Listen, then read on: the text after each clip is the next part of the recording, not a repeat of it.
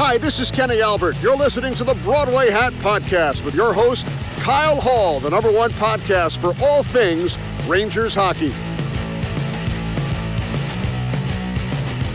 Welcome back to the Broadway Hat Podcast. I'm your host, Kyle Hall, and we have a special Monday edition of the show thanks to the NHL Draft on a Wednesday this year. So the first round will be Wednesday night, and we have our annual NHL Draft Preview show. We have two excellent guests again, two returning guests to the show, which we'll get to in a moment. But the New York Rangers have 5 selections in this year's draft. They actually only own 2 of them from their own. Everyone else is from another team. But I always find it interesting to see where these picks have come from or where they've gone. So the Rangers, actually, they'll be picking the first round, 23rd overall. That is their own pick. They also traded another first-round pick away to the St. Louis Blues in the Tarasenko trade. And then their second-round pick was actually sent to Chicago in the Patrick Kane trade. They acquired the 91st overall pick, so they'll be picking 91st in the third round, in the Alexander Georgiev trade from the Avalanche. Their third-round pick was traded to Philadelphia last year for Justin Braun at the trade deadline. Their fourth-round pick was traded to Vancouver for Tyler Mott from 2 years ago in that trade. They have a fifth-round pick, which is the 152nd pick overall, which they acquired from Edmonton in the Jaden Gruby trade, which they made a couple weeks ago. Their fifth-round pick was sent to the Winnipeg Jets for Andrew Kopp in that deal. But they received a sixth-round pick back in that same deal, so they'll be picking 178th overall with the Jets pick, and then they have their own pick at 183rd overall. So their seventh-round pick was also traded for Tyler Mott this year to the Senators in that deal with Julien Gauthier to bring Tyler Mott back to the Rangers. So all in all, the Rangers have 5 selections this year's draft. The first round, 23rd overall. The third round, 91st overall. The fifth round, the 152nd overall. The sixth round, 178th overall. And then the sixth round, 183rd overall. So 5 picks, only 2 in the first 3 rounds, and then 5 and then 2 6th-round picks. So, not in a draft where I think this is one of the better classes in quite a while. The Rangers don't have too many top selections, so they really have to hit on that first-round pick, and they really have to find a guy in the third round that can contribute at the NHL level too. So it's an important draft. It's a big pick. The Rangers have been decimated in their farm system, either by trading or players coming up through the system and maybe not panning out. Maybe, we saw, like I said, Nils Lundkvist, one of his draft picks from the trade was sent away. Vitaly Kravtsov's been traded away. All these young guys, some of them just didn't pan out. And, some young kids who maybe just haven't taken that next step, like a Matthew Robertson down in Hartford. Now there's the Keandre Millers and the Braden Schneiders that have taken the next step and have played well at the NHL level. So the Rangers have drafted up and down the board, but the 23rd pick overall, really important. And this is only the second time the Rangers are picking 23rd overall. You have to go back to 1969 when they picked Bert Wilson. I'm sure everyone remembers that in the first round. He only played 66 games for the Rangers. But when the Rangers actually look back at their first-round picks, other than Alex Sharpanov, who they died tragically on the bench when he was 18 or 19 years old over in Russia, which I'm sure some Ranger fans will remember when he passed away. But other than him, you have to go back to 2004, and obviously Brennan Othmann, who's just taken in 2021. You have to go back to Al Montoya in 2004 as the last Rangers first-round pick not to suit up for the Rangers. So most of the first-round picks do see time in Rangers jersey. It might not be the longest time in Rangers jersey, the most successful time in a Rangers jersey, but they do make it to the NHL level. So there's a pretty good chance whoever the Rangers take 23rd overall will eventually see the ice in a Rangers jersey. Recent guys like Schneider, Lafreniere, Kakko, Nils Lundkvist even saw action with the Rangers. Keandre Miller's obviously still there, playing very well, needs a new contract. Kravtsov played sparingly. Heedle's obviously turned into a very good player for them. Even go back to Elias Anderson, obviously he saw some time there, but even Dylan McElroy saw time at the NHL level. So other than Sharapov, guys like Lori Korpakowski in 2004 saw time with them. And, you go back to Montoya in 2004 and Hugh Yesman in 2003. Both didn't make it to the Rangers level. And but the most likely we'll see this draft pick come in. And to talk about that, we brought back two of our two of our favorite draft analysts. They are fantastic. For third year on the show, Adam Kimelman, NHL.com draft expert, host of the Draft Class podcast in the NHL, does an unbelievable job. So we talk with Adam about his latest mock drafts and obviously who the Rangers can take there at 23rd. That can really be a good fit for them. And also we bring back the creator of hockeyprospect.com and NHL draft consultant Byron also returns to the show. He was with us last year as well. So two great returning guests to tell you everything you need to know about the NHL draft. We go over, I think it was like 30 or 40 something prospects that the Rangers could take. We talk about first round guys, we talk about late round guys, third round guys, who could be good fits for them, who's possible sleepers in this draft, anything you need to know. We cover all of our bases here. So, that will be coming up right after we get a quick word from our sponsor over at InTheClutch.com. Listen, there's no place to go other than InTheClutch.com if you need your NFL, NHL, NBA, MLB apparel. They're the spot. They have throwback shirts. They have cool current shirts, player shirts, team shirts, city shirts. Anything you need to gear up for your next game, go there. When you do, use promo code BROADWAY to save 10% off on your purchase. So go to InTheClutch.com, use our code BROADWAY, and you save 10% on your purchase and get all the gear you need for your next sporting event, your next whatever you need in your life. Make sure you go check them out. They do amazing stuff. Go check out our Ranger gear there. And, and gear up for next season for the Rangers. It'll be here before you know it. Or if you're going on a Nashville for the NHL draft, you want some Ranger gear to rep, go on InTheClutch.com, buy our shirt, use the promo code, save 10% off. That's promo code BROADWAY at InTheClutch.com.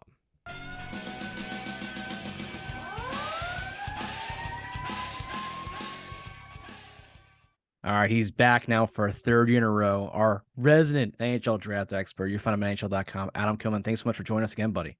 My pleasure. Thanks for having me on, Kyle. So we were just talking about, just joke around. 2 years ago, you nailed the Othmann pick on the podcast, on your mock draft. Huge doings for me. And, really solidified this podcast as the Rangers draft podcast to find because of you. Well, I'm glad to help you with that. And listen, if I'm a Rangers fan, I'm happy with the way that pick's working. Othmann had a really nice season in the Ontario League. Looks like, he's going to have a chance at worst to be an American League guy who's developing towards being eventually an NHL player, a volume scorer, a nice, strong power forward type. Like the way he's come along since they drafted him. Now, I know it's not your last mock draft you'll do before the draft, but your latest one that you have, which is why I love mock drafts. You can put out 17 of them before the draft as it gets you going. If you hit on one, hey, go back to my May 21st one. I hit it. But David Enstrom, a center, 6'3" from Sweden. I don't know anything about him, so tell me about this guy. Why is he a fit for the Rangers? Well, I think he's a guy that big, strong center, 6'3" and 185 pounds thereabouts, skates well. He's your traditional 200-foot Swedish player. He's going to help you in all three zones. He might not, do things that bring you out of your seat, but he's a guy who's going to be reliable in all areas of the ice. And I think if I'm the New York Rangers, I'm looking at, what I have now and, projecting out 3 and 4 years. Center depth is a place that maybe they're a little bit shallow right now. So maybe a David Edstrom, you draft him and you let him allow him to develop in Sweden for another year or two, play World Juniors, get experience that way. World Championships have a significant role on those teams. And eventually in 3 years, he's ready to come over to North America, be a guy you can fit in your lineup in a, top 9 role somewhere. And I think you're going to get a good player out of that. All right. And then another Swedish center who I like, and I've seen him and watched his highlights, is Otto Stenberg, who might go a little before the Rangers pick, but in some mocks, he's around that 23 selection. Yeah, Stenberg's a guy who really popped for a lot of people at the World Under-18s, had a tremendous tournament there. But what really stands out, the offensive skills are obvious with the skating, the high-end offensive talents, the hockey IQ. He's strong, he's 5'11", 180 pounds, thereabouts. But, he's stronger maybe than you might realize. He can take a hit to make the play. But what really stands out, he was the captain at the Hlinka tournament. He was the captain of the World Under-18 team. I believe he was the captain of his Frölunda junior team. So there's a guy that he's a leader. He's a really good player, but he's also a leader. He has the respect of his teammates, the respect of his coaches. So, you're looking at, as much as you're looking about bringing players into your locker room and bringing players onto your team, you also want to bring in good people. And Otto Stenberg, from everything I've heard and read, is a good person who will make your locker room good, as well as he will make your bench and your on ice experience good. Every year I fall in love with some USDP kid because the World Juniors and everything else. Last year was Lane Hudson, and I feel like that was a good guy to fall in love with. He has had a great year this year. This year's Gabe Perreault, and he started off in that 20 range. I felt like he could maybe get to the Rangers. I don't think he can get to the Rangers now. I think he's more of a top 15 pick now. But this team needs some goal scoring, and I feel like he would be a perfect addition at right wing for them. Well, I think when you look at Gabriel Perreault, he broke Austin Matthews' NTDP scoring record for a single season with 132 points, I believe. Had an outstanding World Under-18s. He was one of the guys on probably the best line in all of junior hockey with Will Smith and Ryan Leonard. So that line was electric, and he was a big part of it because he did a lot of the scoring. He did a lot of the playmaking, the vision, the hands. He doesn't have that breakaway game-changing speed, but he sees the ice so well. He knows where to be positionally that he looks faster than he might be. His dad played in the NHL, Yannick Perreault. His brother is an Anaheim Ducks prospect, Jacob Perreault. So he understands the game. He understands how he's supposed to play, where he's supposed to be. And that's what makes him such a special player. Just that high hockey IQ. Now, my buddy, who's a big WHL fan, gave me two names to look out for. And one guy I know because Riley Korzak, Ranger prospect, played with him, is Braden Yeager. Another guy who I don't know if he'll reach the Rangers or not, but I like his game a lot. Yeah, Yeager's a guy who's going to be probably in that 13 to 26 range. And there's a lot of guys who could go in that spot because the difference between some of these top forwards, because there are so many of them, is so fine that it really is a little bit in the eye of the beholder. You could ask 3 scouts, watch 5 Braden Yeager games, and you could get 3 distinctly different reports. He's got the speed, he's got the shot, but the size is going to be an issue. He's 5'10" and 160, 170 pounds. So he definitely needs to get stronger, definitely needs to put more weight on, but he's a puck hound. That's something that really stood out to me. He's patient. He's creative. He's a guy who looks like he's going to be a really good NHL player if he can get strong enough to handle what it's going to be like playing at the next level. And the other guy who I haven't really seen a lot of is Riley Height. Was it Height? How do you say his name? Height, yes. Yeah, Riley Height, yeah. Height. He said that guy will run around the ice and hit anything that moves, also has great hands, but on the smaller side. Well, for sure. And again, he's another guy that, moves the puck real well. He's because of the way he plays, the ferocity that he has in his game, he's going to be good in one-on-one battles. He's going to be good along the wall. He's a strong power forward type with some creative offensive elements to his game. Again, he's a guy that could be there in that range where the Rangers are picking. But, if a team really likes him, he's a guy that could go, in the 15 to 16 range. He's a guy that could be there the beginning of the second round even. So there's a lot of variation on what people think of Riley Height. So last year, the Rangers took their second round pick, was their first round pick, Adam Sikora out of Slovakia. And I've followed up with a couple guys in Slovakia about him. And one guy that they said, who's actually also in the WHL, Samuel Hanzik. Yeah. They said he's now, the big name to watch, I guess, from the Slovakia side. Big 6'4" forward who Chris Drury recently, he's like these big forwards. Well, and there's a lot to like with Samuel Hanzik. His first season over here from Slovakia playing in the Western League, he was third in points, second in points per game, among Western Hockey League players. But he also missed 2 months with a really bad skate cut that he sustained at the World Juniors. Player stepped on his leg, cut the muscle. The muscle itself needed 20 stitches to be put back together. Then he needed at least 20. He couldn't even remember how many to close the actual cut. So he missed about 2 months of action, but came back, didn't look like he missed a beat.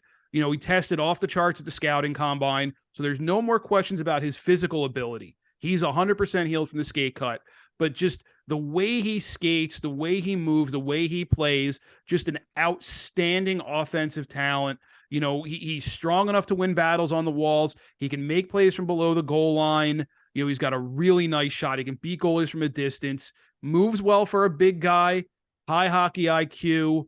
He's a guy that, he's number 9 in Central Scouting's final rankings. I wonder if he had a full season, if we wouldn't be talking about him as a possible top 5, top 6 talent.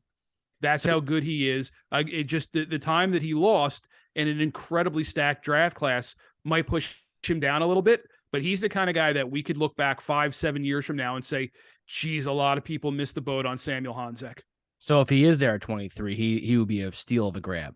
If he's there at 23, I think a lot of teams made a huge mistake. Let's hope he's there at 23. Another name here, OHL kid, Callum Ritchie, another center. Again, I feel like the Rangers just need the center depth, like you've said in your mock. I feel like they're just a little bit older there, and they're just chasing those center depths. Well, and Callum Ritchie's a good player. If you're going to chase that position, he's a good place to go. You know, you sort of have to grade Callum Ritchie on a little bit of a curve. He had a really bad shoulder injury in August at the Ivan Holinka tournament. Played through it the entire season, played through the Ontario Hockey League season, the OHL playoffs, went to the World Under 18s. Then he decided to have surgery. He probably should have had the surgery back in October, but he decided to tough it out and play, and he had an outstanding season. We talked to one scout who said Oshawa was two different teams. When Callum Ritchie was in the lineup, they were a good team. When he wasn't, they really struggled. So that tells you what kind of player he was and kind of ability he has. He skates so well. You know, he just, I watched him a little bit. Just he can control the play just the way he handles the puck. Slow it down, speed it up, anything you want to do. He's a worker bee. Always on the move, always working hard in the offensive zone. You know, he's got a really nice shot. I want to see what he can do when he's fully healthy. And he had surgery after the scouting combine. He actually came to the combine with his arm in a sling, so he didn't do any of the testing. But I want to see now, in speaking to him, he said he will be 100% ready for when training camp starts with whatever team drafts him. I'm looking forward to seeing what a fully healthy Callum Ritchie can do next season. All right, so he's kind of a pick to see, wait and see then guy. Kind of, let's see if he can develop any further. Yeah, okay. And he's a guy that I think could be in that 16 to 25 range. So, you know, there is a shot that he could be there on the board when the Rangers' turn comes up. One guy who's kind of moving down the draft board, and I loved him last year, was Charlie Stremmel. I thought he was great and had a little bit of step back here at Wisconsin, but another center plays a strong two-way game too. Well, I think with Stremmel, it's you kind of have to parse out. Wisconsin really didn't have a good season as a whole. There was some turmoil there. They made a coaching change. So how much of that was an 18-year-old true freshman being put in a position where maybe he got the ice time he wasn't really ready for, and there was some turmoil going on behind the scenes that maybe affected him a little bit. But you look at the size and you look at the athleticism. He's 6'3" and 220 something pounds, skates well. He is your prototypical power forward, power center. I think there's a lot to like about Charlie Stremmel. You know, even if he isn't a scorer, even if he isn't your top six center, I think he could still contribute to a team in a bottom six role. Saw it at the World Juniors. You know, he can do that. He can contribute just with the size, the strength, and a lot of the good elements he brings to the game. All right, so the Rangers pick. They have the first round pick. They don't pick again until 91st overall. So there's a large gap there. Maybe they pick up a pick. We'll see. Probably not. But coming to that 91st pick, there's two guys. Again, I watched the USDP. These are the guys that I like. There's two defensemen that I like on that team that I think could be in that range. The first one is a local kid, Drew Fortescue, who is a plus-minus machine and 6'3". I really liked him. You know, it's funny you mentioned Fortescue. I asked Ryan Leonard at the scouting combine. I said, who of your teammates is the most overlooked, underappreciated guy? And without hesitation, Fortescue was the guy he mentioned. You know, he's a guy that, you know, he's not going to get he's not going to be the big point producer. He's not going to be, you know, the big, you know, above the fold guy, but he's strong. He plays a little bit of that defensive defenseman role that every team needs. I mean, he had 23 assists in 54 games this season. He's a guy that's going to go to college. He'll get bigger. He'll get stronger. He'll continue to work on the details of his game. But if he's a guy that, you know, you could picture him as the defensive guy with an offensive minded defenseman, an Adam Fox type, a Cale Makar type, you know, an Erik Karlsson type, that he's the defensive conscience that allows your offensive guy to go roam and be that fourth forward. So every team needs guys like Drew Fortescue, where he's not going to be your Norris Trophy winner, but he's going to help your guy maybe win the Norris because he takes care of all the other things that your number one defenseman who's going to go and drive your offense doesn't have to. And the Rangers have a great success with Braden Schneider coming in and kind of being like a baby Jacob Trouba. And another guy who kind of plays a really physical role in that U.S. development team is Brady Cleveland, 6'4". And he racked up over 150 PIMs this year with the team. I thought maybe he could be a target because I know the Rangers recently have kind of liking that big-time defenseman that can hit and be physical. Well, for sure. And you look at that size, he's almost 6'5" already. Again, he'll go to college. He's going to continue to get stronger and work on the finer details of his game. And that's one of the nice things about college hockey, especially for these U.S. national team kids, is it's a weekend league. So you're only going to play Friday, Saturday, Sunday. So that leaves you Monday through Thursday to be in the gym, to get stronger, to put on the extra muscle mass you might need, and to fine-tune your skills. There are so many good college coaches nowadays that they can work on all the little elements in their game to make themselves as good as they can possibly be, so you can step out of an NCAA lineup and into an NHL lineup in short order. So whether it's, a Drew Fortescue, a Brady Cleveland, any of these guys off the national team development program, that's the advantage they have by going the college route. Not that, the Canadian Hockey League route is bad or wrong or anything like that. Everybody's got to find the route that works for them. But I think the college pathway for some of these guys is really the way to go. And the Rangers are obviously looking for scorers, top six talent, especially when you get to that range. If you could find someone there, it's a home run. Hunter Anderson, high school kid, Shattuck St. Mary, big time scorer. Do you have anything on him? That's one person that when I was talking to a couple of the people, they said that he could be one of the top high school kids coming out this year. Well, for sure. All of these guys, the jump from that level of hockey, even if it is a place like Shattuck St. Mary, he's going to go to Denver University. So national championship program in the fall. That jump from prep school hockey to NCAA hockey. I talked to Gavin Brindley, the player, University of Michigan star, and he said it was harder for him to go from prep school to the United States League than it was to jump from the United States League to the NCAA. So because you're coming out of the prep school environment where you don't have the structure, you don't have the talent around you, where if you're an elite level player, you just get the puck and go. And everybody else is sort of follows in your wake, and your coach just says, whatever you want to do, you go. And for a player like Hunter Anderson, who had, I had the numbers here in front of me a minute ago, 96 points in 47 games, that's a lot of just get it and go, right? Well, now he's going to go to a place where there's structure, a place where he's not going to be able to dominate at 5'9" and 175 pounds. He's not going to be able to do some of the same things that he was able to do at Shattuck, playing against other high school age kids. It's a big step up for some of these guys. And you can't expect huge numbers from these guys as true freshmen, especially a guy who doesn't have that overwhelming physical size.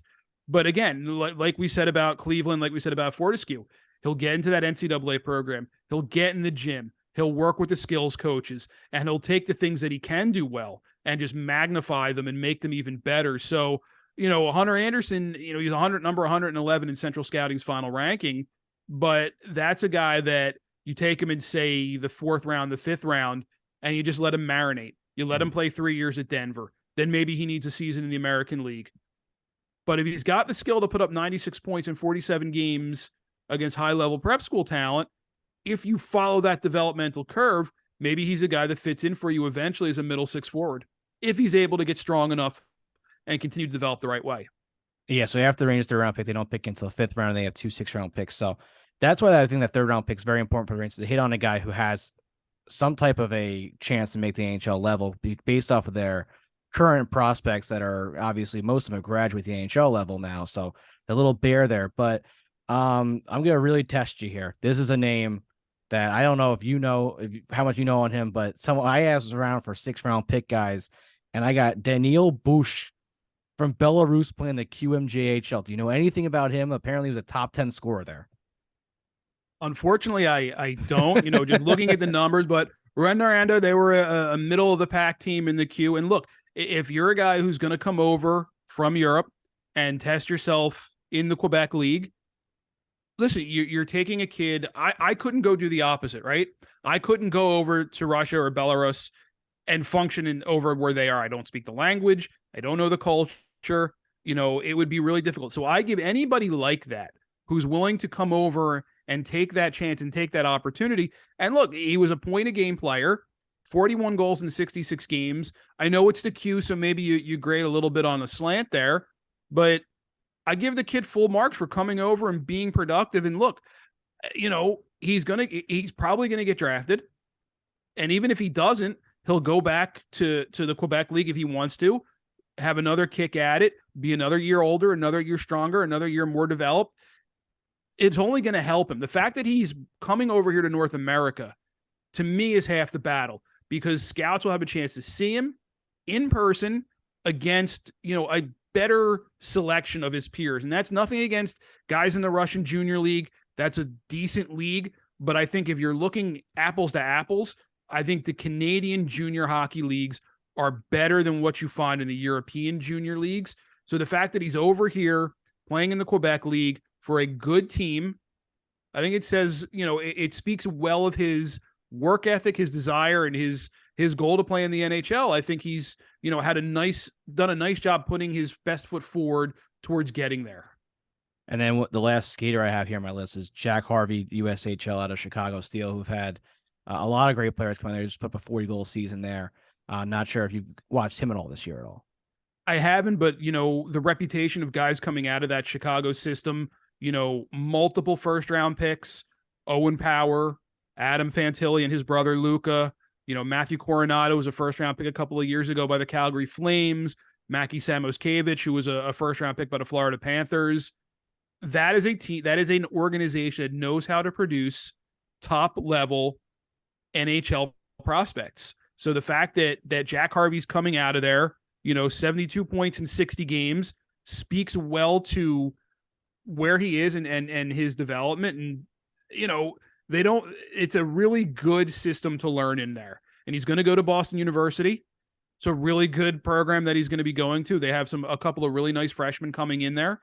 So he'll have an opportunity to, again, further his development, further his, what he can do, and all of his well-rounded skill, and just continue to round out his skill set and become a guy who's going to have a chance to hopefully play in the NHL someday.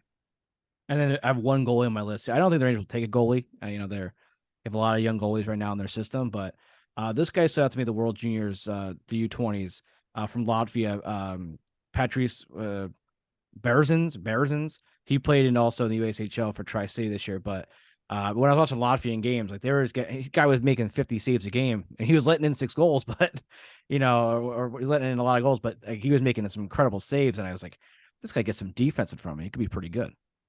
Well, I think when you're looking at goalies from those sort of countries, you're going to get just huge volumes of shots, and I think, I was at the World Juniors, and some of the goalies that really stood out were guys like Adam Gajan for Slovakia, who's going to play in the U.S. League for Green Bay next season before he goes off to college. Thomas Suhanik, who played in the Western League for Tri-City. Those guys really stood out to me as guys who, have a chance to be decent NHL players, have a chance to be NHL starters. I don't know if we're going to see a goalie go in the first round here, but I think there's some really good talent, guys who project to be NHL guys. I don't know if they're going to be top-level NHL starters or not, but there are guys like Carson Bjarnason from Brandon in the Western League, Michael Robel from Omaha in the United States League, the Czech goalie who's going to play at UMass next season, Trey Augustine from the U.S. national team program, a guy like Scott Ratzlaff, who played for Seattle, the best team in the Western Hockey League this year, Gajan, who I mentioned, Jacob Fowler, who was the goalie of the year in the United States Hockey League. He's going to play at, Boston College next season. So there are some goalies who have a chance to be, legitimate NHL players, and it's always one of those situations where if there's not a first-round goalie, somebody's going to take the first one, and then you're going to see 3 or 4 go in a row, because that's just how the draft works and how teams think. So I don't know when the first one's going to go.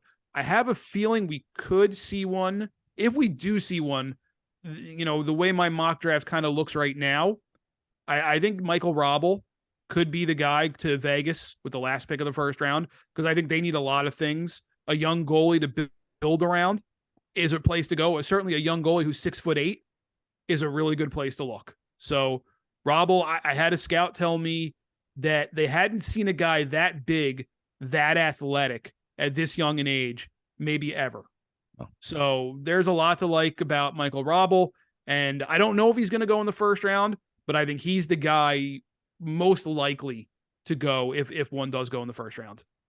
Are there any guys on your list that you've watched this year that could be around like that, mid-round, third, fourth round guys that you really have fallen in love with that, you think have a really good shot at making it? Well, I think if we're looking at just skaters in general, Danny Nelson from the U.S. national team program is a really intriguing guy. He's number I had it in front of me here. He got a first round grade from NHL Central Scouting. He's number 22 on their list. He was sort of if you're not the top line guy, the Oliver Moores, the Gabriel Perreaults, the Ryan Leonards, the Will Smiths, you're going to get overlooked in that national team program. And Danny Nelson is a guy I think got a little bit overlooked as a third line center, big, strong kid, 6'3" and 200 pounds. He's going to go play college hockey next season. But here's the interesting thing about Danny Nelson is his last year of high school hockey, he was a defenseman.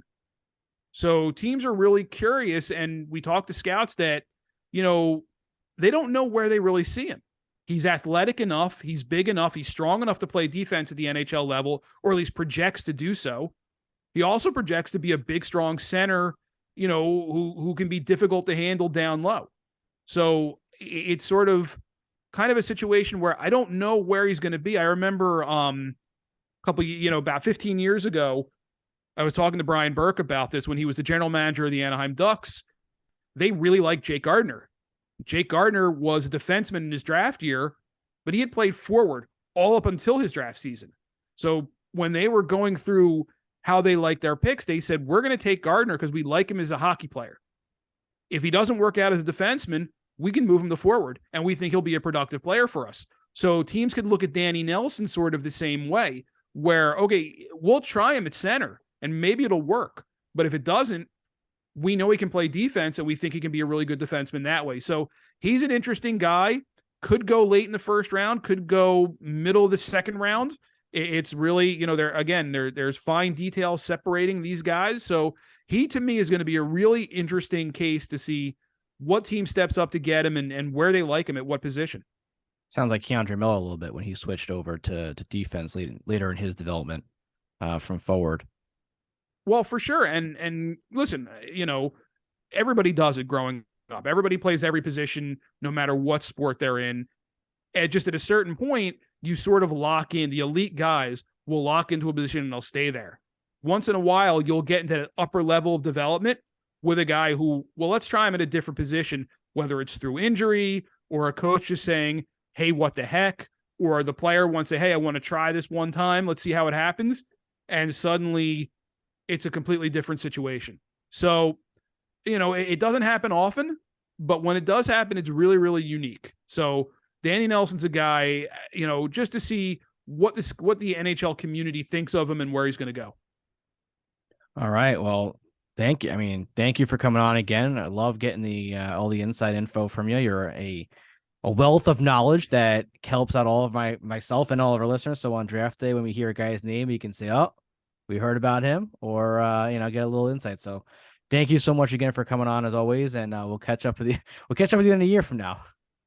Sounds good, Kyle. Thank you so much, Adam, for coming on. Like I said, it's the third time with Adam on the show. He is fantastic. Make sure you go check out his podcast, Draft Class Podcast. Make sure you go check out everything that he writes on NHL.com. His latest mock draft just came out. I think it was Sunday night. Just came out. So make sure you go check him out there. And we'll see. He nailed the Othmann pick a couple years ago. Obviously, last year Rangers didn't have a first-round pick. So we'll see if David Enstrom is the pick this year. He's in the latest mock draft for him. So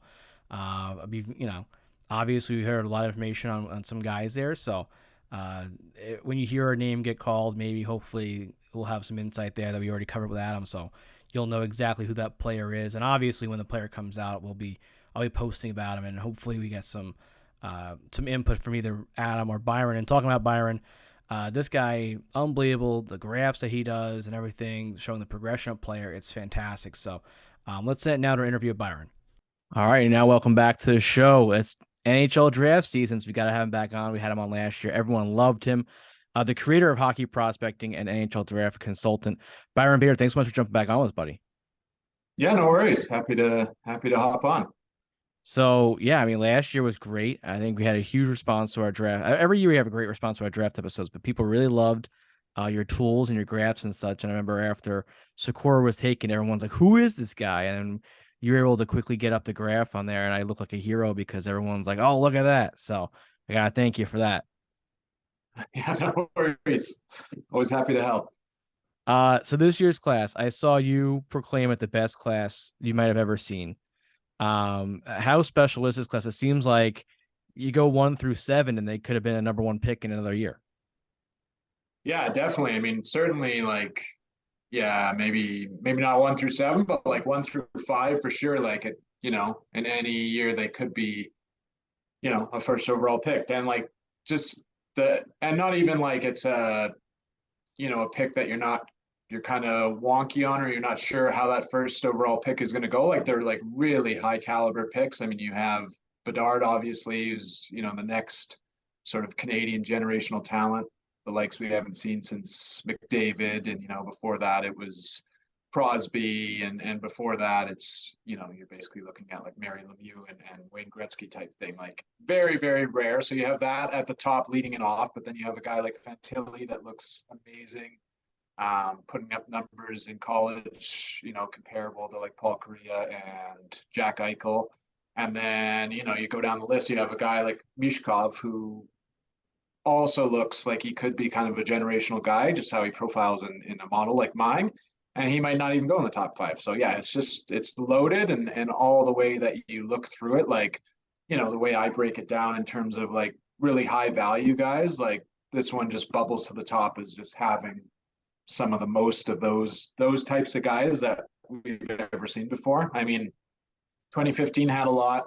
I think 2020 had a lot of them too, but then it got wonky with COVID and the different COVID years and stuff.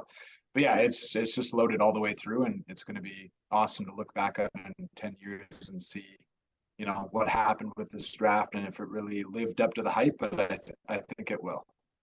So the Rangers picked 23rd in the first round. We got first round pick this year. So, big doings. That, of course, by doing this interview and doing draft coverage, it almost guarantees the Rangers will most likely move that pick before draft day. But, that's what usually happens with this kind of stuff. But so when I look at their pick and you see where some of the mocks are for them, you have a couple of guys that are ranked a little bit higher on your rankings than some other people that could go in that range.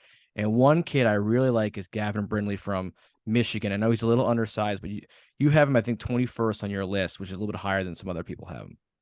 Yeah, I mean, you look at guys that kind of look like that. I mean, he is small, which is kind of a knock against him, but guys that kind of profile like that in the model and have an equivalency like that, like, they're not that top grade, top 5, top 10 pick, but like a lot of these guys tend to hit.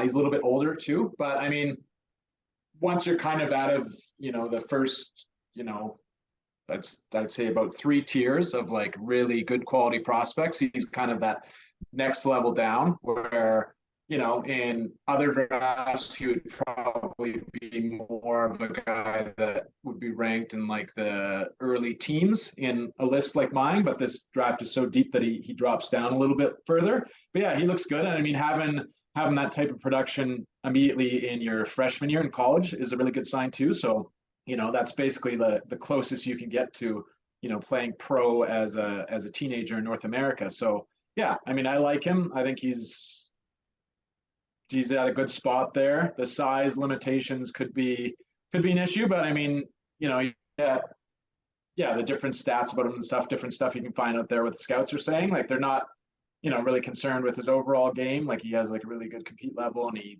just looks good overall, and he looks good in a model like mine. So yeah, he could be a good pick for the Rangers there for sure. And then switching up from a guy who, I watched Gavin's in the season because he's NCAA, but Daniil Butt over in Russia, 6'5", big winger. Really don't know anything about him, and obviously there's that kind of Russian stigma the last couple of years with the unknown of people getting over there with COVID and watching some of these guys play. One, is that stigma kind of gone this year, and two, what is Butt's game all about? I don't know, honestly, if the stigma is gone. Because I mean the situation is still there. I've read some stuff, from anonymous stuff from teams and stuff where they're saying, well, we're not going to take any Russians at all, like no matter what. So I think it's going to kind of look pretty similar to the last 1 or 2 years where some of these Russian guys are dropping way further than they should, just because essentially the country that they're from, the country that they're playing in. If you look at a guy like Yurov, last year type thing, like he was a guy that would probably go higher in other drafts, but the Russian factor dropped him back a bit, and then there was a few more guys that dropped way back last year. So I think it'll probably be something similar to that. Yeah, in terms of Butt, he's this big, huge Russian winger. But so those big, huge guys always get the favorable push. Teams are always looking for those guys even still. But he's not like one of these, massive like soda machines that like has like no production at all to him. Like he's got some pretty decent production. He's had it this year and he had it in his pre-draft year as well. So yeah, so that's why I ranked him high. He's really highly regarded. He's thought of as a first round pick. He's enormous, but he can actually play. And he's got, the production that a model like this looks for, and it's actually backed up. So, I mean, he's not like, he doesn't have like the production again of like a, top 10, top 20 pick, but he has the production of a guy who often goes in, the late 20s or the, early 20s.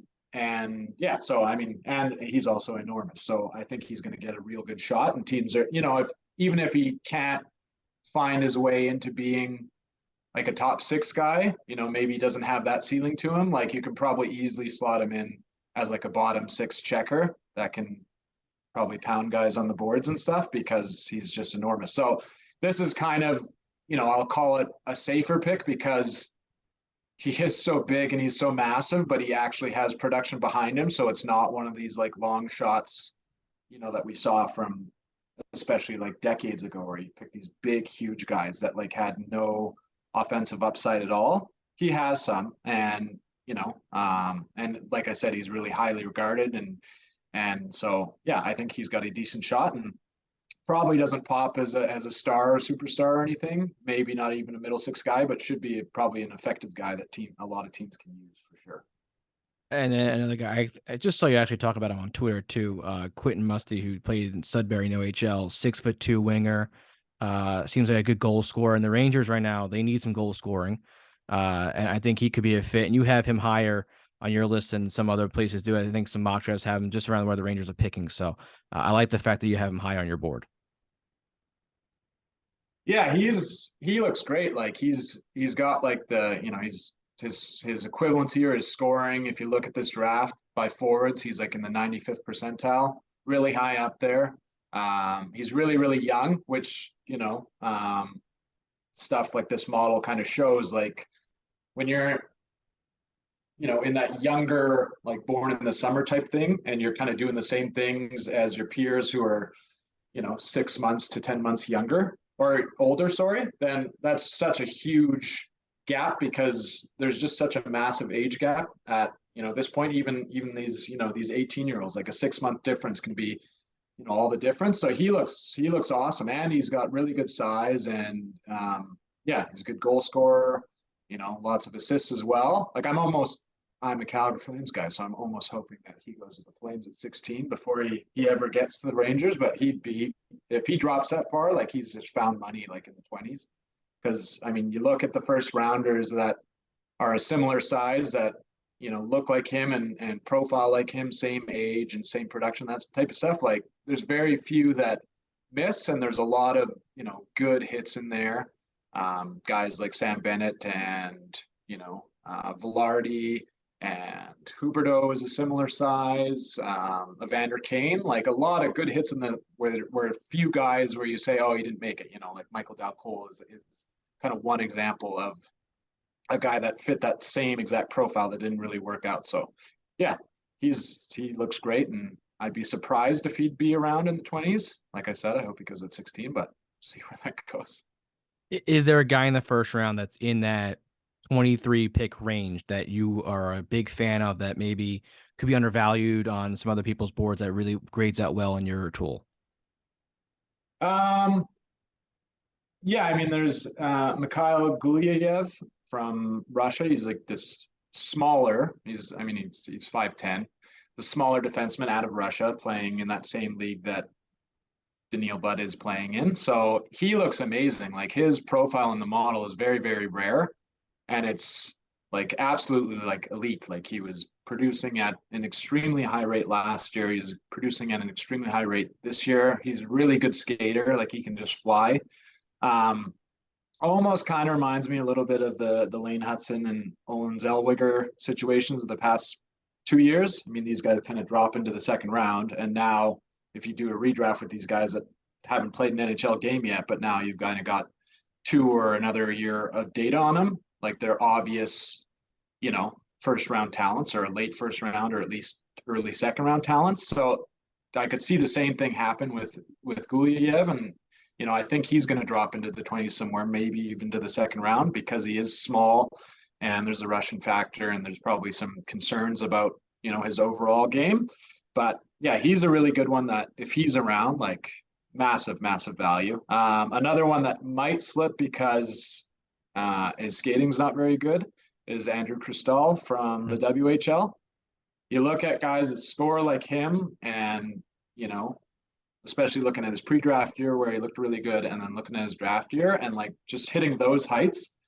I mean, I think 95% of them make the NHL, and like half of them turn into stars. So, I mean, if you're getting that type of value in the 20s as well, it comes with, yeah, he's not a great skater for an elite offensive talent like that, but that's why he's dropping so far. So can you fix that even a little bit and turn him into something? Because, I mean, like the way he profiles just looks great. So he's another one that could certainly slip that far. That like a team that, when you're in the 20s and you're drafting, like at that point, less than half the guys drafted actually make the NHL and make 200 games. So if you can get, something with like substantial offensive punch or offensive upside there, that is a bit of a risk, but maybe, with some development and whatever, you can fix these issues that are dropping this player by, 10 to 20 to 30 spots. Like that could be massive value for sure. So those are 2 guys I'd be looking at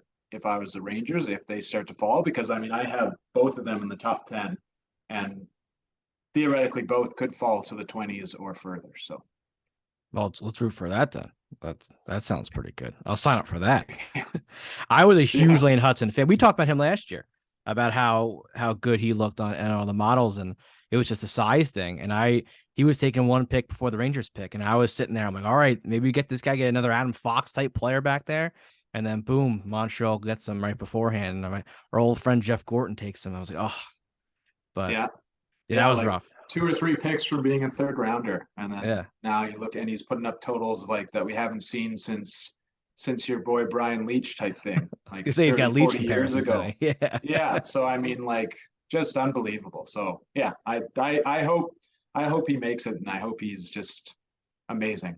That would just do wonders for just myself and on a model like this to pick up on something, and it would be a cool story for him personally. So now I don't know how much you've gone into your third round forecasting, but the Rangers pick in the 90th, was it 91st or 90th, somewhere around there, in that range, 91st in that range. Is there any player in that third round that you have your eye on that the model is showing upside to, that could be kind of a it's a lottery ticket at that point, right? And then, but maybe a guy who has grades out as a player that has like a high chance of making the NHL? Yeah, there's a couple that that are in sort of the back end of my top 32 that I released, which they're players that kind of show really well in the model, but like nobody's really talking about them at all as like even like a top 60 pick. So, I put them in there because once you get to that point, you have a lot of players that sort of look similar. And these ones kind of bubble to the top, but they're just not being regarded in like a first round type pick. So, I mean, there's a couple Russian guys, Roman Kantsarov and Igor Klimovic, both playing in that same sort of junior Russian NHL league. And they look really good production. Klimovic in particular is also very young, born in May. So yeah, I love those guys as like deep picks that could work their way into something in a couple of years. And they're just, they're going to go back to Russia. There's no pressure on them to come over early. So, they'll just develop at their pace and hopefully they get the playing time and then, build their way up to the KHL and then find their way here, maybe in 2 or 3 or 4 years. So those are two. There's another one where I was actually looking at the Elite Prospects draft guide, which is amazing. Like it's very detailed, just such like good scouting information and little tidbits about the players. And there's where my guys sort of rank on their list. And there's a guy that they don't even think is going to get drafted, or he's even, I guess, kind of worthy of getting drafted. And he's a defenseman out of the OHL. His name is, again, really, really young and has this offensive, sort of profile of a player that tends to make the NHL and oftentimes, turns into a very good producer in the NHL. So he's the one that, probably doesn't even get drafted, but I've kind of ranked right at the back end of my top 32 because he just has this, it's not a super rare profile, but it's kind of rare.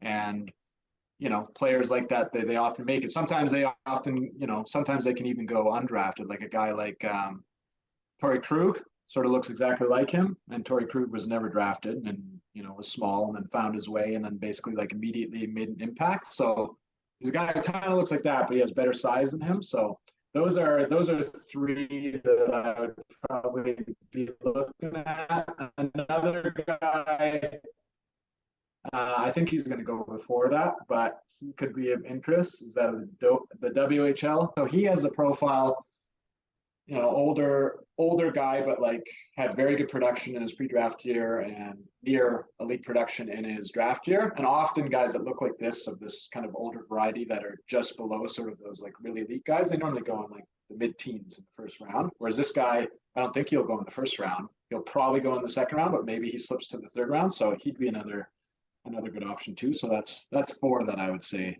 that maybe the Rangers could be eyeing once they get to their third round pick there. You broke up there. What was that last guy's name?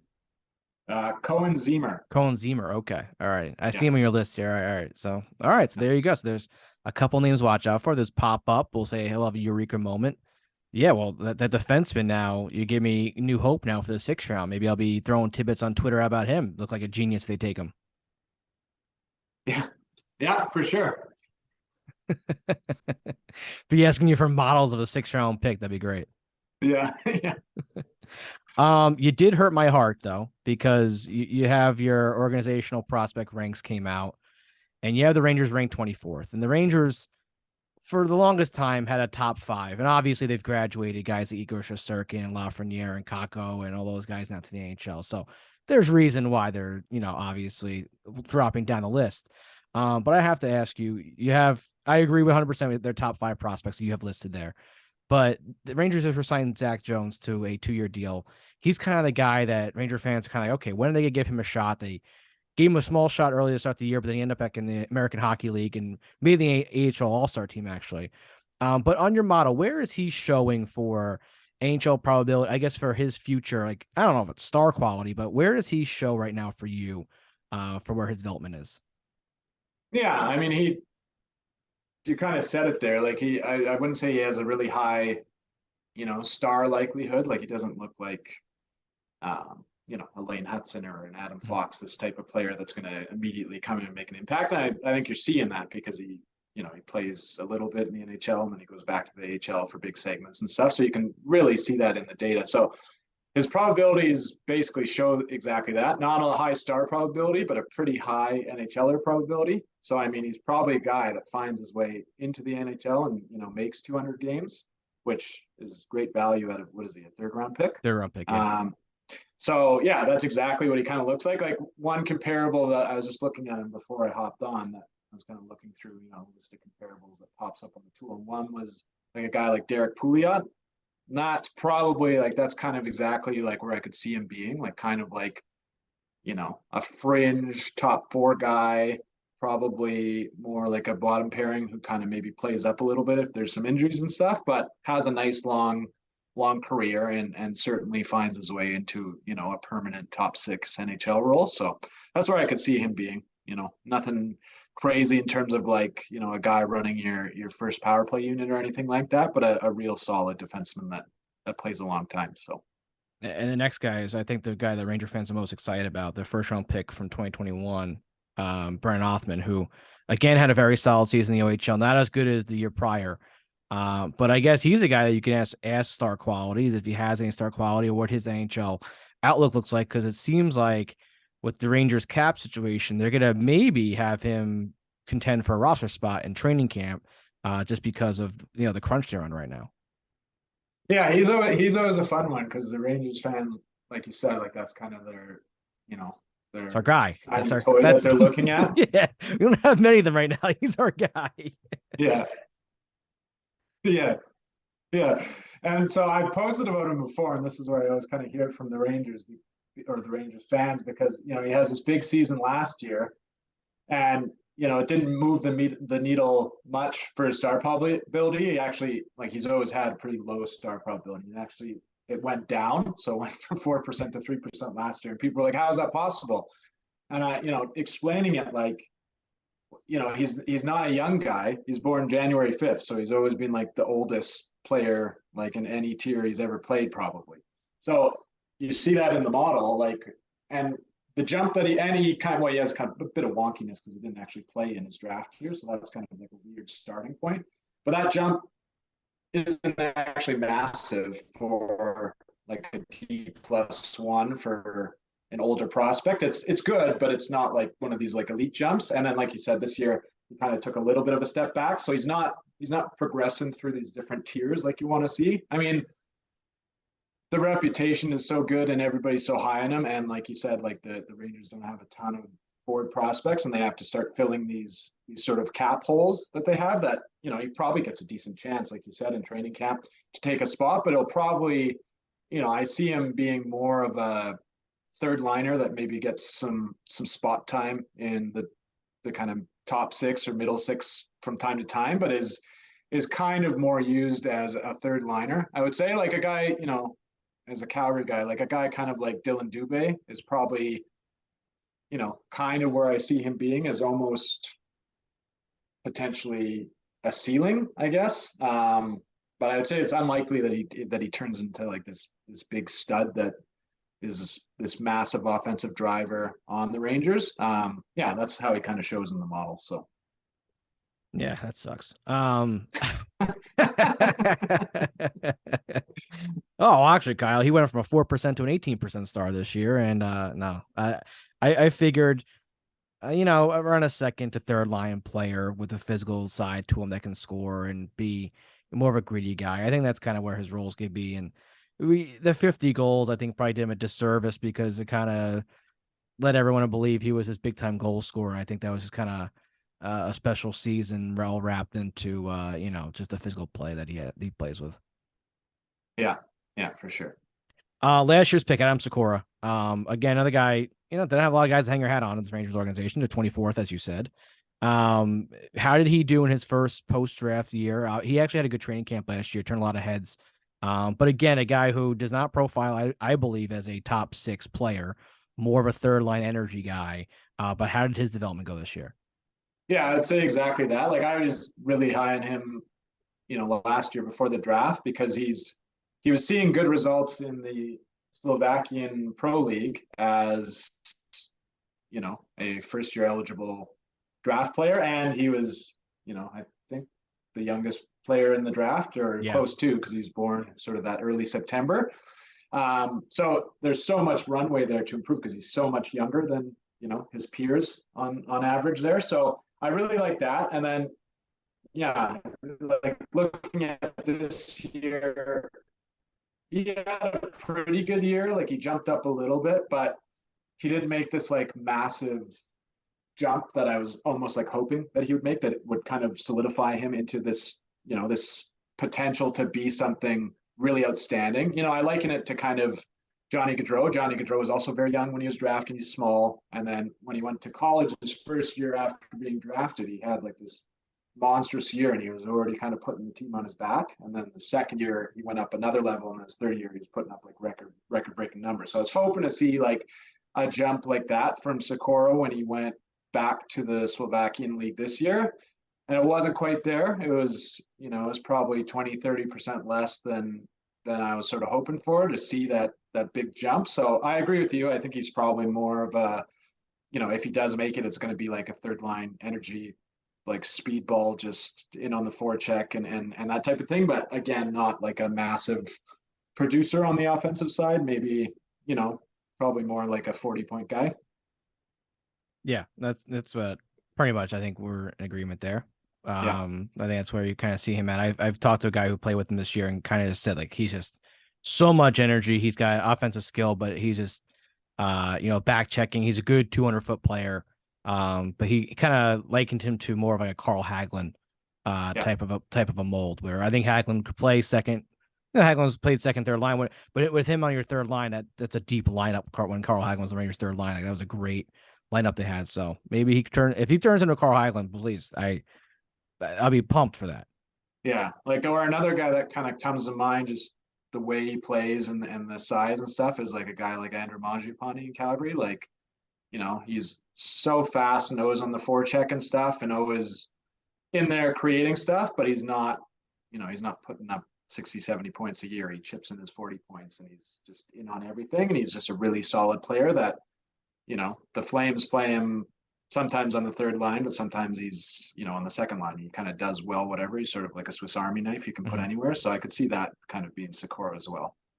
All right. One more guy I got to ask you about, and I think this is going to be fun for Rangers Twitter to hear your thoughts on this.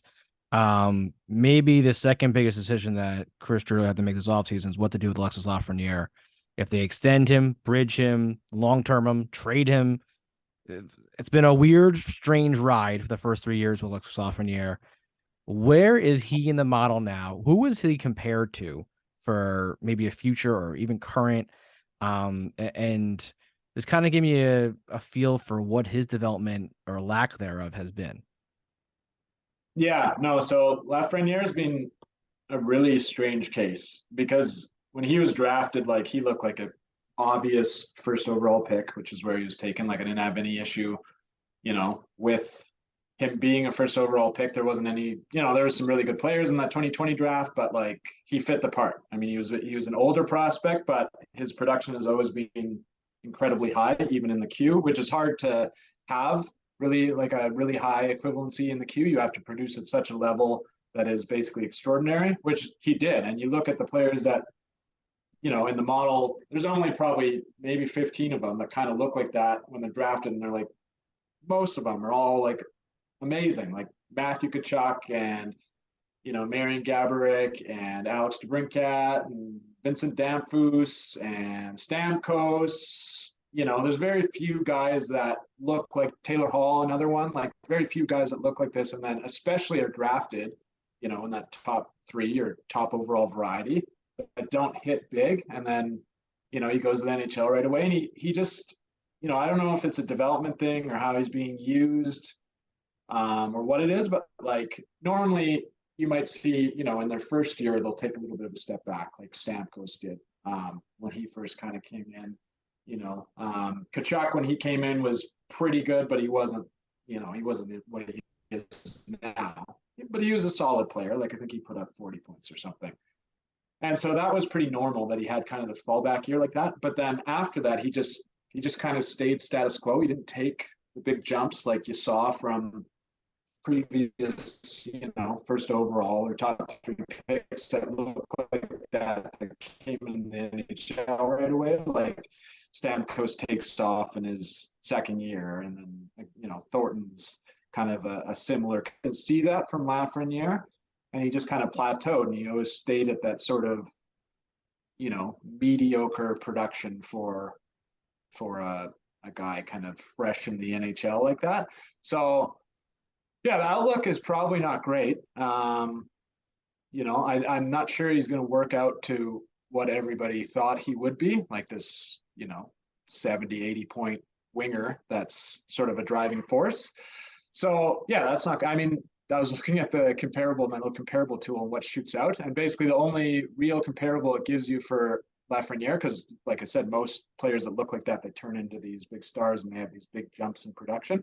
So the only one that comes out is a guy like Pierre-Marc Bouchard, who kind of had, he was very injury riddled, but he had like a very average career and he looked like he was going to be outstanding. But, I think he only played like 300, maybe 400 games, kind of like a 40, 50 point guy. That could be, I'm hoping that there's a little bit more with Lafreniere, but that could be kind of what you're looking at instead of getting like that point per game guy everybody thought he would be, in his prime. Maybe he's more like a 40 or 50 point guy. Maybe he kind of works out similar to, or a little bit better than a situation like Sam Bennett. Bennett, I thought he was going to be fantastic. Everybody thought he was going to be great. And then he makes the NHL and he kind of did the same thing where he just never really reached that next level. And, now that he's in his late 20s and he's changed sceneries, he's a good player, but he's not a star. He's not even close to a star. He's an impactful player that puts up 40 to 50 points a year.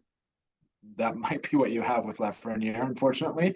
So in terms of what you should do for a contract, I would probably bridge him and get him for cheap and hope that, the next coach can bring him back to what he was when he was drafted or something close to. And then, if that costs you in a couple of years and you end up paying him, 8 years at 8 million plus or something, I'd probably run that risk and sign him to, like a 2 or 3 bridge deal myself, just based on what's happened and what he's looking like so far. Yeah, I think that's where the direction to go. And kind of like Kako last year got the 2-year, $2 million deal. I can't see them doing more than that for him, just based off their development. The Rangers need those two guys to hopefully Peter Laviolette somehow unlock something, the two of them, they can turn it around because, like I said, with this cap crunch, they're going to have young guys like Othmann maybe in the lineup and Zach Jones in the lineup because they're going to have to, these big contracts with Panarin and Trouba and Zibanejad are now catching up to them a little bit. Yeah, and Fox, yeah. So they're top heavy with some big contracts. So yeah, I agree that they're going to need some big outputs from the young guys. So the crazy thing about Fox is that when you actually look at his deal, I think the Athletic's the one who has it, where they have like the value of the deal and then or the contract and the value of what the deal will be today. He's like $4 million under value, like whatever. Oh, like it's crazy what his value is. He's such a good player. Yeah. I'm forever bummed about that one. Yeah. Sorry about that. Yeah. Calgary. Yeah. Sorry. Oh man. I don't know what's worse, Calgary or Carolina. I don't know who. I think Carolina might be the worst part of that deal. Oh no, definitely Calgary. You think Calgary? Yeah, they drafted him and then he wouldn't sign, and then you lose like, a guy who's probably going to win multiple Norrises, and he goes and plays for his hometown team. Like that never happens, except to Calgary. But I thought they traded someone. I thought they got someone back in that trade for him. Well, that was part of the Dougie Hamilton, yeah. Lindholm deal. Yeah, they got some good players back there, but still, Carolina got a second-round pick. That was it. I mean, you got some good players back. I think they got 2 second-rounders. Yeah, I mean, both teams got hosed, and the Rangers made out like bandits. But yeah, that one stings deep. And like I remember, I wrote an article on The Athletic, just again looking at all this stuff I look at and the equivalencies and stuff, and I was looking at D-men that have an equivalency like that high in their post-draft year and what they look like, and basically all of them like turned into like really good players. Most of them turned into stars. So I wrote this article about Fox, like when he had no idea he was going to leave and go somewhere else, and he looked so good, and I was sitting on that hope for years, and then he walks away, and then he goes to the Rangers, and he's like way better than even I thought he would be. I mean, I thought he was going to be amazing, but like how good he is, like all around at everything, like, oh, he's so good. It's devastating. Yeah, I guess. Yeah, sorry about that one. That is tough. That is tough. I'm sure he's a Yeah. star now, right? On your model, I'm sure he's just now a star Oh producer. yeah. Yeah. He's like a superstar. Like he's one of the highest producing defensemen of the past 30 years. Like, and the impacts. I mean, he produces like Eric Carlson and Quinn Hughes, but he also has the incredible impacts. Like it's just the hits keep coming. Well, thank you so much for joining us again this year, and make sure you're following Byron on Twitter. It's Byron M, right? Is that Byron M Bader on? Yeah. Yep. So make sure you go follow him. I'm sure you'll be doing the ad and draft night. You'll be going pick by pick, posting your stuff on there. So make sure you go follow him on Twitter. Make sure you go check out his website and just great analysis and info. And I cannot thank you enough for always coming on and sharing your wealth of knowledge with us. Yeah, no problem. Thanks for having me on.